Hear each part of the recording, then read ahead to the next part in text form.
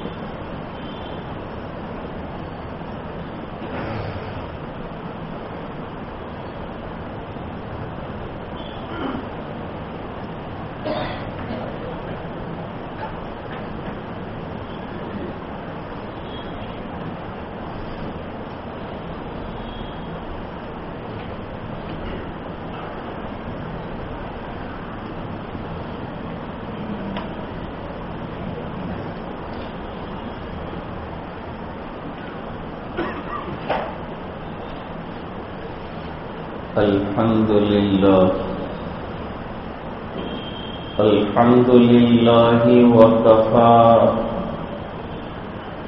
وسلام على عباده الذين اصطفى أما بعد أعوذ بالله من الشيطان الرجيم بسم الله الرحمن الرحيم وقل لعبادي يقولوا التي هي أحسن صدق الله العظيم وقال النبي صلى الله عليه وسلم من صمت نجا او كما قال عليه الصلاة والسلام وصدق رسوله النبي الأمي الكريم ونحن على ذلك لمن الشاهدين والشاكرين والحمد لله رب العالمين اللهم صل على سيدنا محمد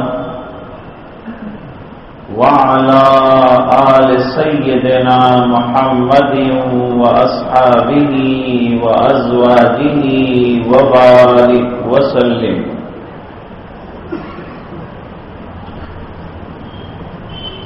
اللہ تعالیٰ نے انسان کو مختلف طاقتیں اور مختلف اعضاء دیے ہیں.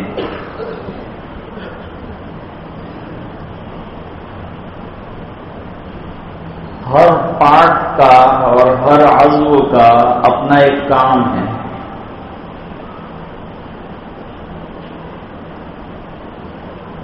جیسے دل جو ہے یہ پورے جسم کی حکومت کا بادشاہ ہے،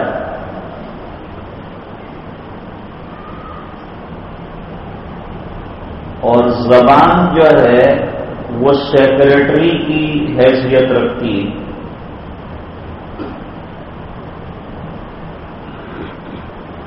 دل میں خیالات تصورات آتے ہیں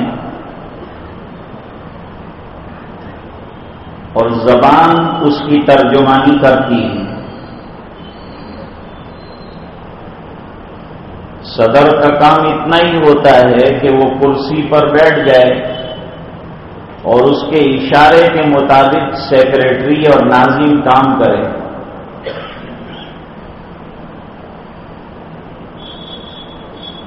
اس وجہ سے حدیثوں میں ایک مضمون آتا ہے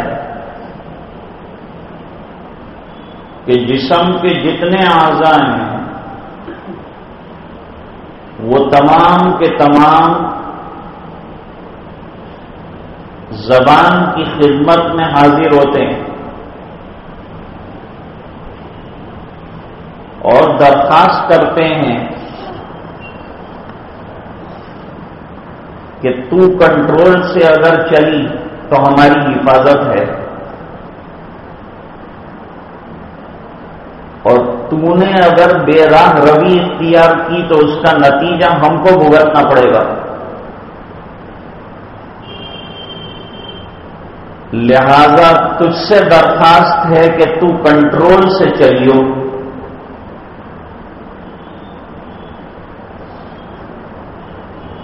حدیث شریف بھی میں نے آپ کے سامنے ذکر کی ہے، نبی کریم صلی اللہ علیہ وسلم کا ارشاد ہے، من صمت نجا، جو بلا ضرورت گفتگو نہیں کرے گا، بات چیت نہیں کرے گا، نجات پا جائے گا۔ تو بلا ضرورت آدمی کو گفتگو نہیں کرنا چاہیے، کیونکہ جو کچھ یہ بولتا ہے سب لکھا جا رہا ہے، نوٹ کیا جا رہا ہے۔ اللہ تعالیٰ قرآن میں فرماتے ہیں، ما یلفظ من قول الا لدیہ رقیب عتید۔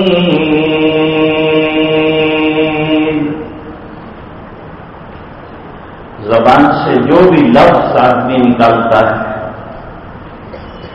مگر یہ کہ نوٹ کرنے والے فرشتے اس کو نوٹ کر رہے ہیں، اور وہ نوٹ کیا ہوا اس کے سامنے آنے والا ہے۔ اس لیے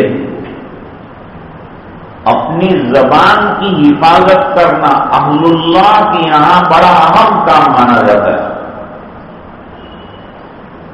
اس لیے فرمایا کہ ہر وقت ذکر اللہ میں رہو تاکہ تمہاری زبان پر کینہ، کپٹ، بغض، عداوت، حسد، یہ تمام باتیں جو دل کو بھی گندا کرتی ہیں اور زبان کو بھی گندا کرتی ہیں، اس سے بچ سکیں۔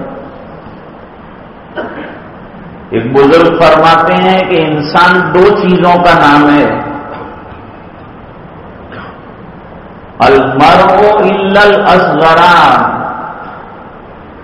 آدمی دو چیزوں کا نام ہے،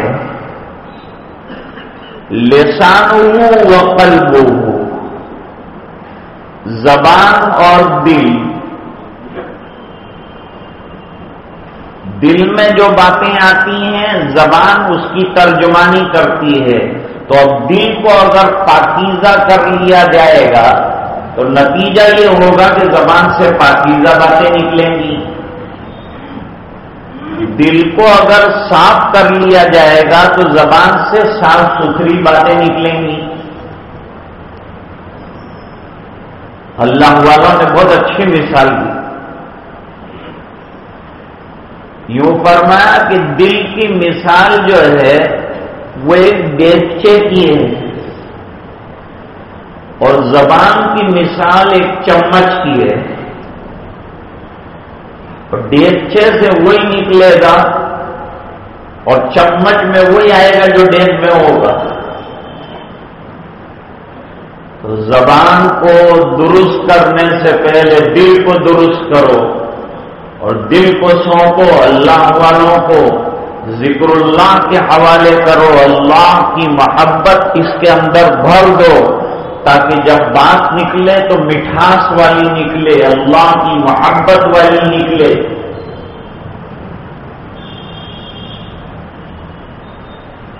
ایک صحابی ہیں حضرت عقبہ ابن عامر رضی اللہ تعالی، بڑے جلیل القدر صحابی ہیں، صحابہ سبھی جلیل القدر ہیں۔ ان سے حضور پاک صلی اللہ علیہ وسلم نے فرمایا، عقبہ تجھے نجات کا گر بتاؤں، کامیابی کی چابی بتاؤں؟ جی سرکار ضرور بتائیے۔ فرمایا تین چیزوں کا اہتمام کر، نجات پا جائے گا. بھائی ہم جو محنتیں کر رہے ہیں وہ کس لیے کر رہے ہیں؟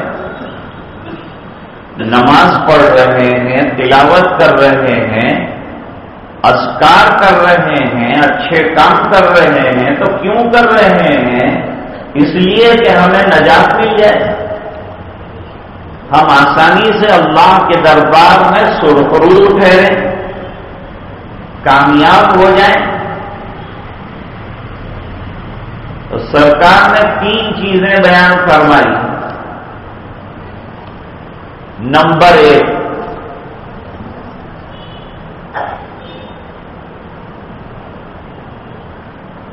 امسک علیک لسانک یا املک علیک لسانک، اپنی زبان پر قابو رکھ. اور سب سے زیادہ زبان ہی بے قابو ہو جاتی ہے. تھوڑا بولنا ہوتا ہے، آدمی زیادہ بول دیتا ہے، پھر جاتے جاتے کہتا ہے کہ میں نے زیادہ بول دیا، آپ معاف کرنا. تو کہے کو بولا، کیا ضرورت تھی زیادہ بولنے کی، بعد میں معافی مانگنے کی؟ خط آدمی 10 مرتبہ خط پڑھتا تھا پہلے زمانے کے اندر، پھر اس کو پوسٹ کرتا ہے، پھر بھی اندر لکھتا ہے کہ کہیں بھول چوک ہوئے تو معاف کر دو. 10 دفعہ تو تو نے پڑھا تو تجھے معلوم ہوگا کہ کیا بھول چوک ہوئی ہے اندر. تو زبان قابو میں رہے، یہ بہت بڑی بات ہے. اللہ والے فرماتے ہیں اس کی سائز چھوٹی اور اس سے ہونے والے گناہ کی سائز بڑی. جرمہ صغیر، اس کا جسم چھوٹا سا ہے، وہ جرمہ کبیر، اور اس سے جو جرائم واقع ہوتے ہیں بڑے. اس لیے حضرت صدیق اکبر رضی اللہ تعالیٰ عنہ ایک مرتبہ تنہائی کے اندر بیٹھے ہوئے ہیں اور اپنی زبان کھینچ رہے ہیں. حضرت عمر رضی اللہ تعالیٰ عنہ نے فرمایا، حضرت رحم فرمائیے، یہ کیا کر رہے ہیں؟ فرمایا اس نے مجھے بہت مبتلا کیا ہے. جب اتنے بڑے صحابی جن کا درجہ اتنا بہترین ہے، اتنا بہترین درجہ ہے کہ افضل البشر بعد الانبیاء بلا فصل کے حضرت ابوبکر رضی اللہ تعالیٰ، صحابہ کرام کہتے ہیں کہ جب ہمارا تذکرہ ہوتا تھا کہ بھئی سب سے پہلے درجہ کس کا، تو کہا نبی کا. سرکار کا درجہ سب سے عالی شان، نبی سے تو کوئی بڑھ سکتا نہیں، تو سب سے عالی شان درجہ ہے نبی کا. اس کے بعد سب مل کر یوں کہہ رہے تھے ابوبکر رضی اللہ تعالیٰ. ایک صحابی کو حضور پاک صلی اللہ علیہ وسلم نے ایک مہم میں بھیجا تھا. مہم پر سے واپس آئے تو کامیاب ہو کر آئے، اور حضور کے چہرے پر مسکراہٹ آ گئی ان کی کامیابی کی وجہ سے. تو انہوں نے موقع دیکھ کر پوچھا، سرکار لوگوں میں آپ کے نزدیک پسندیدہ کون؟ فرمایا عائشہ. تو انہوں نے کہا میں عورتوں کی بات نہیں کرتا، مردوں نے کون؟ فرمایا ان کے ابا، یعنی حضرت ابوبکر صدیق رضی اللہ تعالی. اس لیے سرکار کو حضرت ابوبکر اور حضرت عمر رضی اللہ تعالی عنہما کے ایمان پر اتنا اعتماد تھا کہ ان کی عدم موجودگی میں بھی حضور کہتے تھے کہ وہ نہیں ہے، لیکن میں کہتا ہوں کہ وہ مانیں گے اس بات کو. ایک مرتبہ ایک بیل کے اوپر ایک آدمی سوار ہوا اللہ تعالیٰ نے قوت گویائی دے دی، زبان دے دی۔ لوگ کہتے ہیں بیل کیسے بولا؟ آپ کیسے بولتے ہیں؟ جب آپ بول سکتے ہیں تو بیل کیوں نہیں بول سکتا ہے؟ آپ کیسے بولتے ہیں؟ کہا وہ تو اللہ کی قدرت سے بولتے ہیں، تو اللہ کی قدرت سے بیل بھی بول سکتا ہے۔ بیل نے وہ جو سوار تھا اس سے کہا کہ تو بے وقوف ہے۔ بیل نے انسان کو کہا کہ تو بے وقوف ہے۔ کیوں؟ مجھے بنایا گیا ہے کھیتی کے لیے اور تو میرے اوپر سوار ہو رہا ہے، تو بے وقوف ہے۔ جہاں میرا استعمال کرنا چاہیے وہاں کر نہیں رہا ہے۔ یہ بات ہوتے ہوتے دربار رسول میں پہنچی۔ ایک صحابی ہیں سلمہ ابن اقوع رضی اللہ تعالیٰ عنہ، بہت بڑے شکاری ہیں، بہت بڑے تیر انداز ہیں، پورے جمگٹھے کا مقابلہ تیر سے اکیلے کرتے تھے۔ ان کے ایمان لانے کا عجیب واقعہ ہوا، یہ شکار کے لیے گئے ہوئے تھے جنگل میں، شکار کر رہے تھے، تو ایک ہرن سامنے آیا۔ اس نے کہا تو عجیب آدمی ہے۔ کیوں؟ مدینے میں لوگ جو ہیں سرکار کا انتظار کر رہے تھے، سرکار تشریف لائے، لوگ ایمان لا رہے ہیں، اور تو یہاں جو ہے شکار کھیلنے میں پڑا ہے۔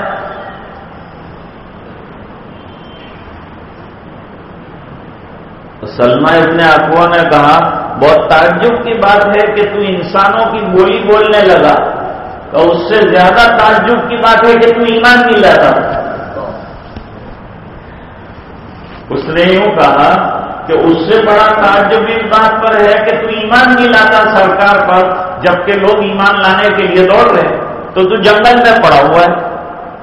انہوں نے تیر کمان پٹتے گھر جا کے اور سیدھے سرکار کے دربار میں ایمان لائے، اور یہ واقعہ ذکر کیا کہ وہ ہرن نے مجھے ایسا کہا کہ سرکار پر ایمان لیا، تو جانور بھی جو ہے دائی بن گئے۔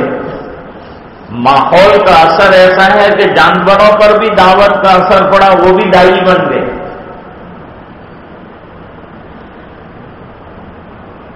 ایک ہرنی پکڑ کر لائے تھے ایک صحابی، اس کو باندھ دیا تھا، سرکار وہاں سے گزر رہے تھے تو وہ ہرنی نے کہا آقا مجھے چھوڑا دیجیے، میرے چھوٹے چھوٹے بچے ہیں، دودھ پلا کے آؤں، پریشان ہیں وہاں۔ سرکار نے اس صحابی کو بلایا کہ ہرنی کو چھوڑ دے، یہ بچوں کو دودھ پلانے کے لیے جانا چاہتی ہے۔ تو کہا حضور اس کی کیا گارنٹی ہے کہ یہ واپس آئے گی؟ یہ تو جانور ہے، چھوڑ دوں گا تو وحشی جانور ہے تو بھاگ جائے گا۔ کہ وہ گارنٹی میں لیتا ہوں اس سے۔ ہرنی سے کہا کہ تو جا کر واپس آ جائے گی، اور میں سرکار آپ کی بات پر کائنات جو ہے مانتی ہے آپ کی بات، اور میں نہ مانوں یہ کیسے ہو سکتا ہے؟ لہذا بس چھڑوا دیجئے، آپ ٹھہریے، میں دوڑتی ہوئی جاتی ہوں، دودھ پلا کے واپس آتی ہوں۔ بعد میں حضور نے ان سے کہا کہ بھئی چھوڑ دے اس کو، مت باندھ کے رکھ، جانور کو چھوڑ دے، اس کی ماں بچوں کے لیے پریشان رہے گی، یہ تو تیرے شکار کی فکر میں ہے، یہ بیچاری بچوں کے فکر میں ہے۔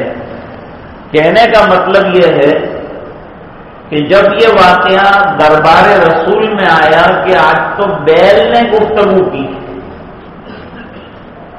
صحابہ تعجب کرتے تھے، بیل نے گفتگو کی، کہاں؟ سرکار نے فرمایا اس میں تعجب کی کوئی بات نہیں ہے۔ کیوں؟ اس بنا پر تعجب کی بات نہیں ہے کہ اللہ جسے چاہے قوت گویائی عطا فرمائے، اور یہ بات کو میں مانتا ہوں، اور ابھی ابو بکر ہوتے تو وہ بھی مانتے، اور حضرت عمر ہوتے تو وہ بھی مانتے ہیں۔ تو حضرت ابو بکر رضی اللہ تعالیٰ عنہ کا درجہ کتنا عالی شان ہے، اس کے باوجود اپنی زبان کے بارے میں اس قدر ڈر رہے ہیں حضرت صدیق اکبر رضی اللہ تعالیٰ عنہ.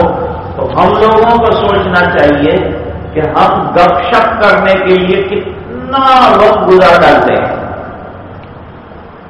سرکار نے عقبہ بن عامر سے کہا نجات چاہتے ہو تو زبان پر قابو حاصل کرو. زبان پہ قابو حاصل کرنے کے لیے ایک ہی راستہ ہے کہ فضولیات سے اپنے آپ کو بچاؤ. اس لیے دوسرا جملہ حضور نے فرمایا، دوسرا جملہ نبی کریم صلی اللہ علیہ وسلم نے فرمایا وَلْيَسْعَكَ بَيْتُكَ، جہاں تک ہو سکے اپنے کام کاج سے فارغ ہو جاؤ تو سیدھے گھر پہنچ جاؤ. نکڑوں پہ کھڑے مت رہو، لاریوں پہ کھڑے مت رہو، لپوں پہ کھڑے مت رہو، ادھر ادھر جو ہے بیٹھو مت، فضولیات میں وقت مت گزارو. سیدھے گھر پہنچ جاؤ، اپنے گھر کو لازم پکڑو. کام ختم ہو جائے اپنے گھر کو لازم پکڑو. ہمارے دوست ہیں بہت بڑے کاروباری، انہوں نے ان کے ایک اور متعلق تھے، وہ چھوٹے تھے عمر میں، ان کو سبق دیا اور یوں کہا کہ کامیاب تاجر بننا ہو نا تو دفتر سے گھر، گھر سے دفتر، یہ بیچ میں جو لاریوں پر اور نکڑوں پر اور باہر جو کھڑے ہو کر جو چوراہوں پر گفتگویں ہوتی ہے اس کو چھوڑ، یہ سب ختم کر. یہ بیٹھنے میں فضولیات کے علاوہ کچھ نہیں ہوتا. زیادہ فضول باتیں ہوتی ہے، کام کی کیا بات ہوتی ہے. اور مردوں کی تو ویسے بھی کام کی بات جلدی ختم ہو جاتی ہے، اور عورتوں کی بات شروع ہوتی ہے تو کھانا کچن سے شروع ہوتی ہے تو رات کو بیڈ روم تک کی وہ بات کرتی ہے. کیا پکایا، تیل کتنا ڈالا، نمک کیسا رہا، میاں کتنے گرم ہوئے، بچے کتنے ٹھنڈے ہوئے، یہ سب دماغ کا شیشن. اب فون اس کے لیے فری بھی اگر ہو گیا فون جیو کا، جیو والا بھی کہاں جینے دیتا ہے، تو وہ بھی یہی ہے مصیبت کے فری ہے تو سب فضول باتیں کر کے اپنے اوقات کو ضائع کرتے ہیں. وقت بڑی قیمتی نعمت زبان اللہ نے دی ہے، اللہ کی یاد کے لیے چلاؤ. وَلْيَسْعَكَ بَيْتُكَ، اپنے گھر کو لازم پکڑو، کام ختم ہو جائے گھر چلے جاؤ. فضول کھڑے مت رہو، کیونکہ جہاں فضول کھڑے رہو گے یہ لپلپی شروع، سامنے والا بولے گا، آپ کو بولنا پڑے گا، باتیں زیادہ ہو جائیں گی، کتنا لکھا جائے گا اعمال نامے کے اندر، غور تو کرو. دو چیزیں بیان فرمائی، زبان کنٹرول میں رکھو اور اپنے کاموں سے فارغ ہو کر اپنے گھر کو لازم پکڑو. اور تیسری بات نبی کریم صلی اللہ علیہ وسلم نے بیان فرمائی وَلْيَبْكِ عَلَىٰ خَطِيئَتِهِ، تیرے گناہوں پر رویا کر، نجات ہو جائے گی تجھے. اپنی خطایا اور اپنے گناہ اور اپنی معصیات کو سوچ کے رو، اور رونا آئے گا اور تیرے آنسو نکلیں گے تو تیرے بیڑے پار ہو جائیں گے، تیرا کام ہو جائے گا، تیری بات بن جائے گی. یہ تین چیزیں اگر تم نے لازم پکڑ لی تو تجھے نجات مل گئی. حضرت ابو ایوب انصاری رضی اللہ تعالیٰ عنہ، جنہوں نے سرکار کی میزبانی کی ہے اور حضور کو اپنے گھر میں رکھا ہے، شاعر نے کتنی اچھی بات کہی. اولی جس میں کیا تھا میرے آقا نے قیام، اولی جس میں کیا تھا میرے آقا نے قیام، اس ابو ایوب انصاری کے گھر کی بات کر، تو وہاں کے دلربا خیر البشر کی بات کر۔ تو حضرت ابو ایوب انصاری رضی اللہ تعالیٰ عنہ فرماتے ہیں کہ ایک صحابہ آئے حضور پاک صلی اللہ علیہ وسلم کی خدمت میں، آ کر عرض کیا حضور مجھے کچھ نصیحت فرمائی۔ سرکار ہمیشہ تیار رہتے تھے، جو بھی آ جائے، ایک آدمی آئے تقریر شروع، سمجھانا ہے ایک آدمی کو بھی، سرکار کو ضرورت پڑے گی تو آدھا گھنٹہ تقریر کریں گے، اور ضرورت ہے تو 1 منٹ کے اندر سرکار کی تقریر ختم۔ ہم لوگ تو گھڑی گھنٹہ دیکھ کر بیٹھتے ہیں کہ اب شروع کیا ہے تو اتنے گھنٹے کرے گا، نہیں کرے گا تو پھر اس پر بھی اعتراض کریں گے، اور لمبی کرے گا تو بھی اعتراض کریں گے۔ لیکن سرکار کا بیان اس کی کوئی ٹائم لیمٹ نہیں ہے، کسی بھی وقت کسی بھی طرح سے بیان ہوگا اور ختم بھی ہو جائے گا۔ کیسا بیان کیا سرکار نے؟ ایک صاحب آئے، سرکار کچھ بیان فرمائیے، بیان کر رہے ہیں، فرمایا سن، ایاک والغضب، اپنے آپ کو غصے سے بچا، یہ تجھے تباہ کرنے والی چیز ہے۔ ایسے ہی نصیحتیں لوگوں نے پوچھی اور سرکار نے الگ الگ جواب دیے۔ ایسا کیوں؟ جیسا آدمی ایسا جواب۔ جو آیا تھا وہ فرصتی غصہ لے کے آیا تھا، اس لیے اس کے سامنے وہ بات کہی کہ بھئی تیرے لیے غصہ خطرناک ہے، تیرا پریشر ہائی کر دے گا، ٹینشن میں تیرے کو ڈال دے گا، اس لیے کنٹرول میں تیرے غصے کو رکھ۔ پسند بیان ختم ہو گیا، یا قبل غضب بیان ختم۔ اگر ایسا کوئی مولانا کر لیں کہ آپ بہترین کھانا کھلائیں، چائے پلائیں، ناشتے کرائیں، اور وہ خطبہ پڑھ کر 2 حدیثیں سنا کر دعا کر دیں، دیکھو پھر آپ کا منہ کیسا ہوتا ہے۔ آٹلو کھاوڑا ہوتا ہے ایٹلو تو بول مجھے 10 منٹ بھی نہیں تھے، انہیں بات خراب بھی کر گیا۔ ہمارے ایک بزرگ تھے،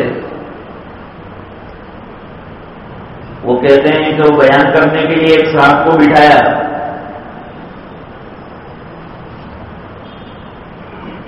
بیٹھے، شروع کیا، بھئی کس مقصد سے آپ حضرات جمع ہوئے ہیں یہ تو آپ کو معلوم ہی ہوگا۔ سب نے کہا جی حضرت بالکل معلوم ہے، دعا کرو اللہ تعالیٰ اس مقصد میں ہم کو کامیابی عطا فرمائے۔ جب سب معلوم ہے تو بیان کیا کرتے؟ تو جس کو معلوم نہ ہو اس کے سامنے بیان کرے، آپ کو سب مقاصد معلوم ہے تو بیان کیا کیا جائے؟ تو ایک بات حضرت ابو ایوب انصاری فرماتے ہیں کہ وہ کہتا ہے کہ سرکار بیان تو کرے لیکن مختصر رکھیں، کیونکہ میں لمبی بات یاد نہیں رکھ پاؤں گا، تو مجھے چھوٹی باتیں جو ہے بتائیے، قیمتی 3 نصیحتیں مجھے فرما دیجیے۔ حضور پاک صلی اللہ علیہ وسلم نے پہلی نصیحت فرمائی کہ نماز پڑھنے کھڑا ہو تو دنیا کو پس پوش ڈال دے اور ایک کام کر، پوری توجہ کے ساتھ جو ہے اللہ کی طرف متوجہ ہو کر نماز پڑھ، دنیا کو بھول جا اور دنیا کی چیزوں کو بھول جا، اور یہ سمجھ کہ میری آخری نماز ہے اور شاید اس کے بعد مجھے کوئی اور نماز پڑھنے کا موقع نہیں ملے گا، یہ میری فائنل اور لاسٹ نماز ہے۔ تو کیسی توجہ کے ساتھ یہ نماز پڑھے گا، ایسی ہر نماز پڑھ تو تیرے لیے خیر کا اور کامیابی کا ذریعہ بن جائے گی۔ ایک بات یہ ہے، دوسری بات آج کے موضوع سے تعلق رکھتی ہے۔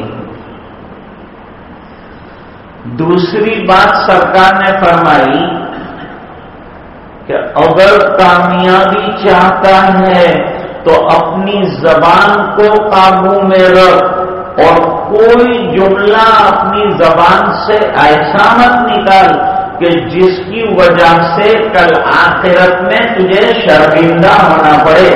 کہ جب وہ پڑھا جائے تو تو سر جھکا کے بیٹھ جائے اور شرمندہ ہو جائے کہ ہائے میں نے یہ کیا بات اپنی زبان سے نکالی تھی۔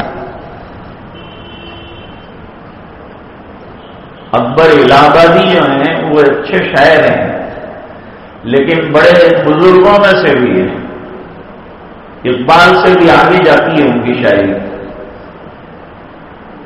اکبر الہ آبادی کے ایک بیٹے تھے، چھوٹے تھے، ابا باہر جا رہے تھے تو بیٹے نے کہا میرے لیے ابا ایک گیند لانا، گیند ایسی ہونی چاہیے جس کے اوپر گھوڑے کی تصویر ہو۔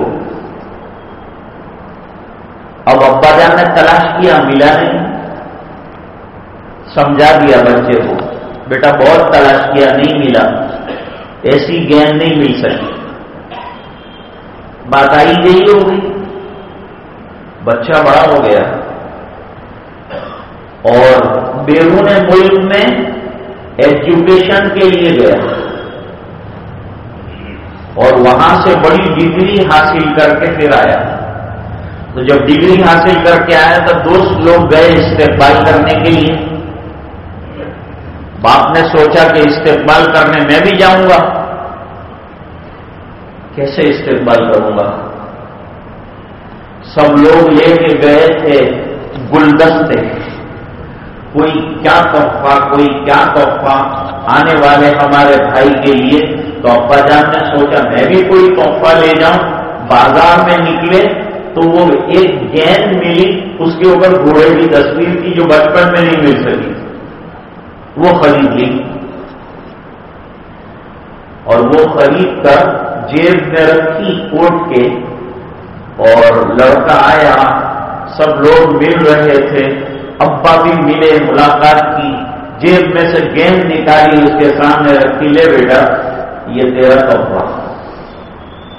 ابا آپ میری مذاق کرتے ہیں، پر میں مذاق نہیں کرتا، تو چھوٹا تھا نا بیٹا تو تو نے ایک روز ایک گیند مانگی تھی جس پر گھوڑے کی تصویر ہو، میں نے تلاش کی لیکن وہ گیند مل نہیں سکی، ابھی آج میں نکلا تھا، اتفاق سے یہ گیند مل گئی تو میں نے سوچا تیری تمنا پوری کر دوں، اس بنا پر میں نے یہ گیند تیری خدمت میں پیش کی ہے، اسے گفٹ کے طور پر اور ہدیے کے طور پر پیش کر رہا ہوں، اسے قبول کر لے۔ بیٹا بہت شرمندہ ہوا کہ ابا یہ 3 سال کا بچہ کھیلتا ہے اس گیند سے، میں 30 سال کا ہو گیا، کیا کروں گا یہ گیند کو؟ کہا بیٹا یہ گیند ہمیشہ اپنے ٹیبل پر سامنے رکھنا اور اس بات کو یاد رکھنا کہ کبھی ایسی تمنا مت کرنا کہ آج تو تمنا کرے اور کل وہ تمنا تیرے سامنے آئے تو تجھے شرمندہ ہونا پڑے۔ تو ہمیشہ یاد رکھنا دنیا میں اس طرح سے زندگی گزارنا اور اس طرح سے رہنا کہ کل آخرت میں تیرے اعمال نامے جب تیرے سامنے آئے اور سرے محشر آئے تو تجھے شرمندہ نہ ہو جانا پڑے۔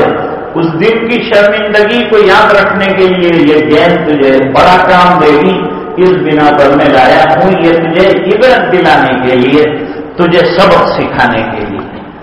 2 بات نبی کریم صلی اللہ علیہ وسلم نے فرمائی کامیابی کی، تیسری بات عجیب و غریب بیان فرمائی، حضور پاک صلی اللہ علیہ وسلم نے فرمایا دوسروں کے پاس جو مال ہے نا اس سے اندھا ہو جا، دوسروں کے مال پر نظر مت رکھ، اس بنا پر کہ وہ اپنا مال تجھے دینے والی نہیں ہے اور تیری قسمت میں جو مال ہے تجھے مل کے رہے گا، اور جو تیری قسمت میں نہیں ہے تو کتنا بھی چاہے گا تو تجھے کچھ مل نہیں سکتا۔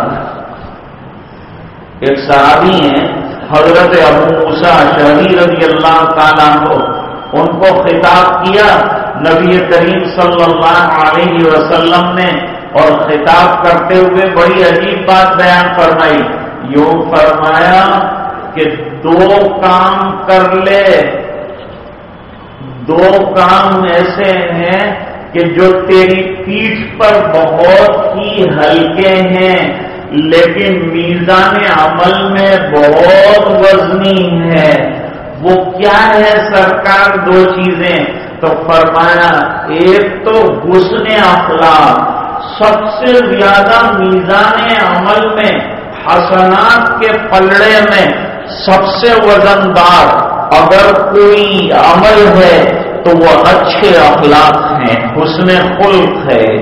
تو حسن خلق جو ہے وہ بجا لانا آسان ہے، لیکن میزان عمل میں بہت وزنی ہے، کمر پر ہلکا ہے، عمل میں میزان کے پلڑے میں بھاری ہے.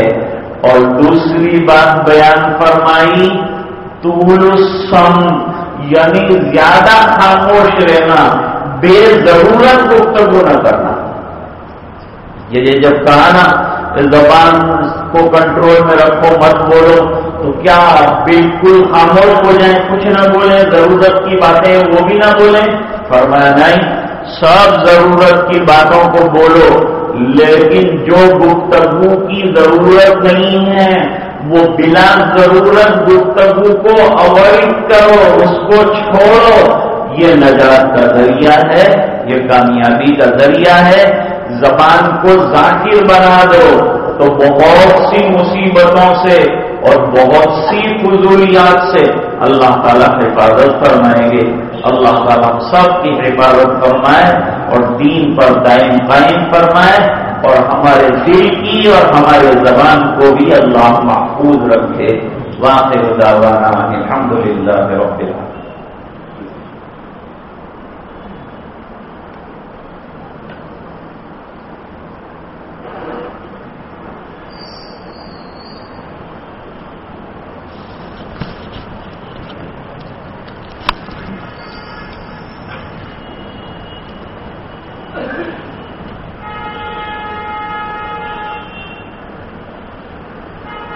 تھوڑی دیر کے لیے انشاءاللہ ذکر اللہ کریں گے، اور اس کے بعد چند منٹوں کا مراقبہ کریں گے، اور اس کے بعد انشاءاللہ دعا کریں گے.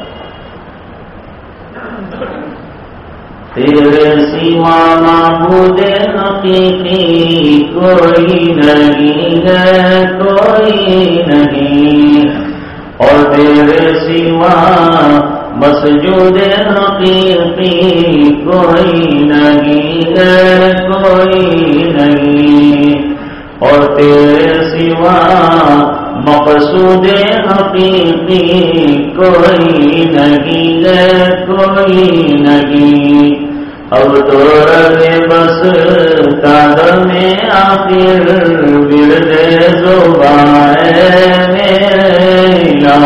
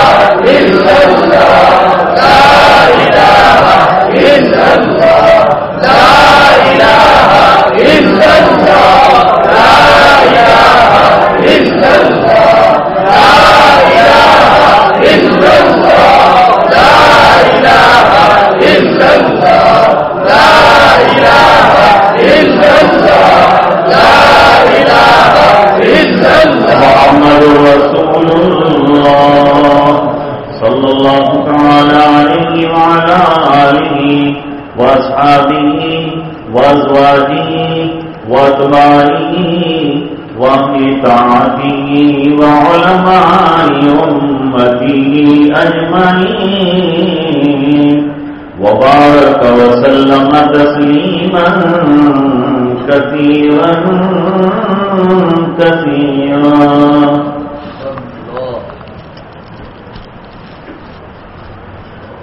سے تھوڑی دیر تک انشاءاللہ مراقبہ کریں گے. مراقبہ اللہ کی رحمت کے انتظار اور اللہ کے دھیان میں بیٹھنے کا نام ہے.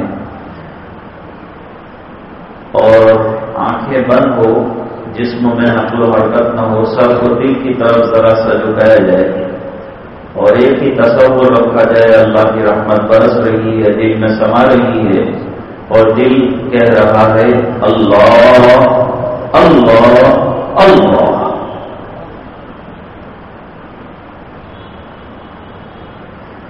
اب مراقبہ فرمائیں.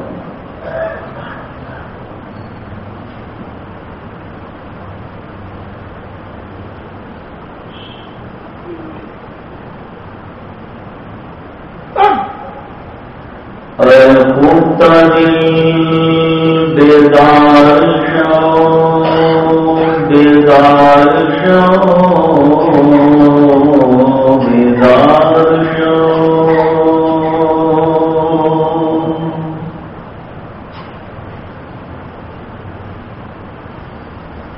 غفلت میں ڈوبے ہوئے دل چار چار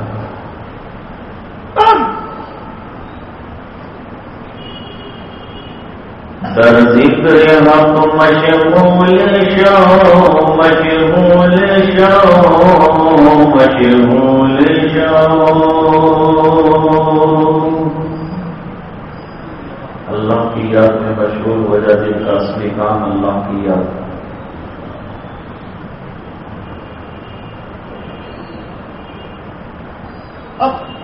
عزیزوں دوستوں یارو یہ دنیا دار فانی ہے,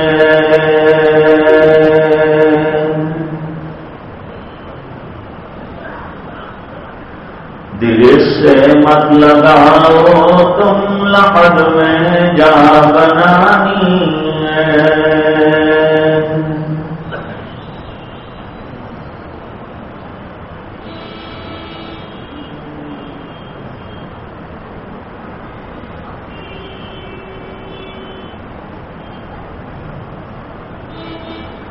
کس سے مانگے کہاں جائے کس سے کہے,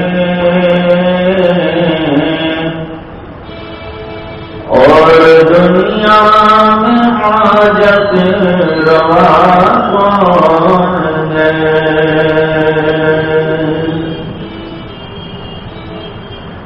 سب کا داتا ہے تو, سب کو دیتا ہے تو, تیرے بندوں کا تیرے سوا کون ہے.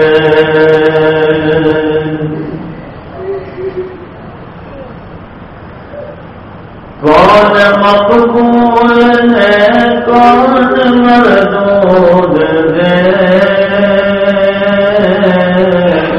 اور بے خبر کیا خبر تجھے کو کیا کون ہے.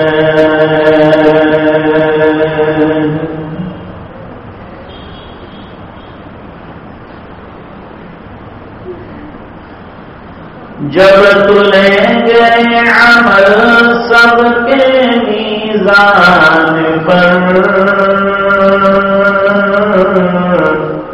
تب کھلے گا کہ کوٹا کھڑا کون ہے۔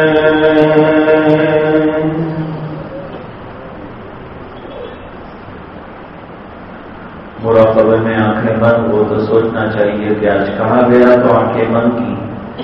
ایک دن وہ آئے گا جب جسموں پر، آنکھوں پر تیرا اختیار ختم ہو جائے گا۔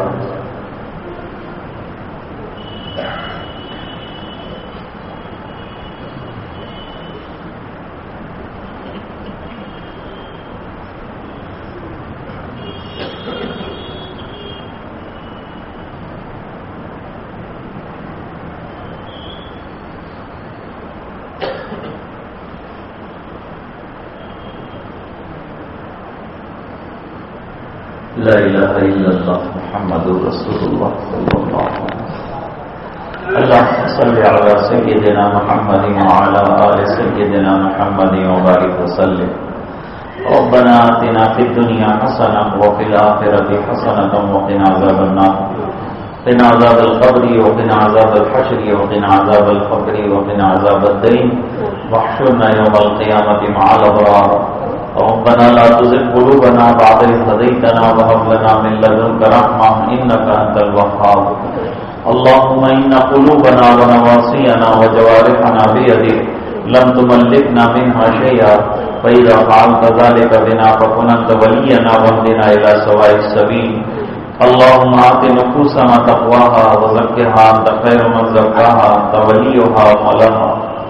یا مقلب القلوب ثبت قلوبنا علی دینک، یا مصرف القلوب صرف قلوبنا الی طاعتک۔ اے اللہ ہمارے گناہوں کو معاف فرما، اے اللہ ہماری کوتاہیوں سے درگزر فرما، اے اللہ صبح شام، اے اللہ دن رات، اے اللہ ہر وقت کے گناہوں کو معاف فرما۔ اے اللہ ہم بہت بڑے مجرم ہیں، خطا کار ہیں، اے اللہ اقراری پاپی ہیں۔ اے اللہ اگر تو نے معاف نہیں فرمایا تو کوئی اور نہیں جو ہمیں معاف کر سکتا ہے۔ اے اللہ ہماری خطایا کو درگزر فرما دے۔ اے الہ العالمین در در کی ٹھوکریں کھا کر تیرے در پر آئے ہیں، اے اللہ اپنے دروازے سے ہمیں محروم نہ فرما۔ اے اللہ اگر تو نے معاف فرما دیا تو تیری شان میں کوئی کمی نہیں آئے گی، لیکن ہم جیسوں کی بگڑی بن جائے گی۔ اے اللہ ہماری بگڑی بنا دے، اے اللہ پوری امت کی بگڑی بنا دے، اے اللہ پوری امت کے حال پر رحم فرما، کرم کی بھیک دے دے، مغفرت کے فیصلے فرما دے۔ اے الہ العالمین ہمیں نمازوں کا پابند بنا دے، اے اللہ ہمیں اوراد و وظائف کا پابند بنا دے، اے اللہ تلاوت قرآن کا شہری بنا دے، اے اللہ تیری یادوں بھری زندگی ہمیں عطا فرما، اے اللہ غفلت والی زندگی سے حفاظت فرما، اے اللہ معصیات والی زندگی سے حفاظت فرما، اے اللہ نیکیوں کا ذوق شوق عطا فرما، اے اللہ نبی کریم صلی اللہ علیہ وسلم کی اتباع زندگی کے ہر شعبے میں نصیب فرما۔ اے اللہ تو ہم سے راضی اور خوش ہو جا، اے اللہ ہمیں اپنا بندہ بنا دے، اے اللہ اپنی مرضیات پر چلنے کی ہمیں توفیق عطا فرما دے، اے اللہ ہدایت والی زندگی نصیب فرما، اے اللہ صراط مستقیم والی زندگی نصیب فرما، اے اللہ گناہوں کی نفرت ہمارے دلوں میں جاگزین فرما، اے اللہ نیکیوں کی الفت ہمارے دلوں میں بٹھا دے، اے الہ العالمین بیماریوں سے نجات عطا فرما، اے اللہ جو بیمار ہیں انہیں شفا کاملہ عطا فرما، جو ایمان پر دنیا سے گئے اے اللہ ان کی مغفرت فرما، ہمارے واصل صوفی صاحب کی بھی مغفرت فرما، اے اللہ ان کی قبر کو نور سے بھر دے، اے اللہ کروڑ سکون عطا فرما، ان کے رشتہ داران کو صبر جمیل عطا فرما اور اس پر اجر جزیل عطا فرما، اے الہ العالمین اس پورے مجمع کی مغفرت فرما، امت کے ایک ایک فرد کی مغفرت فرما، اے الہ العالمین جب تک زندہ رکھے ایمان پر زندہ رکھ، اے اللہ جب دنیا سے جانے کا وقت وہ حفاظت ایمانی نصیب فرما، نبی کریم صلی اللہ علیہ وسلم کی سچی محبت اور اتباع نصیب فرما، اے اللہ دعائیں اپنے فضل و کرم حبیب پاک صلی اللہ علیہ وسلم کے تو خیر منظور فرما برحمتک یا ارحم الراحمین.